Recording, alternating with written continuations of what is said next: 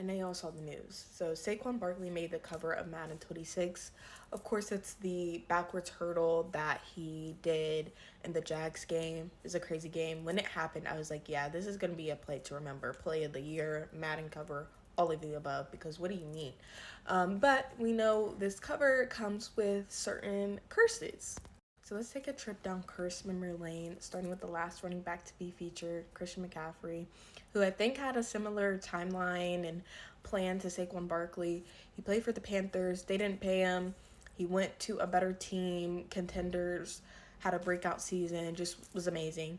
But after being featured last season, he was dealing like with a calf injury and an Achilles. It was just bad.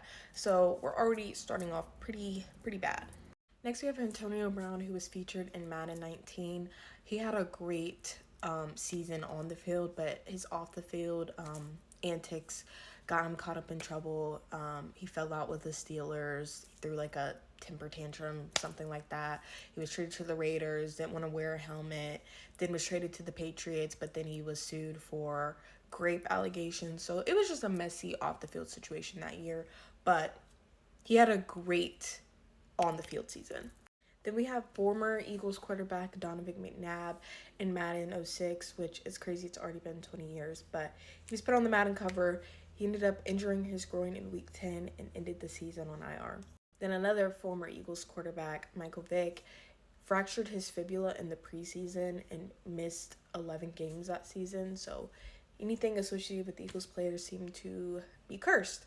But I hope Saquon can break this curse. Getting away from curses, Saquon Barkley is the first Eagles player to be rated 99 overall on Madden. So this is an elite class, obviously.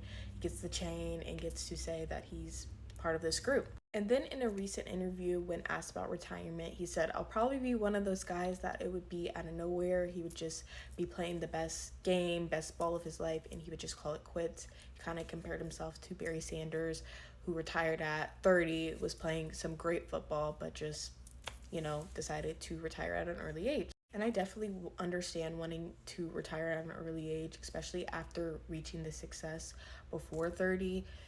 He got the highest steal for a running back, won a Super Bowl, made Madden cover. I mean, what else could you really want?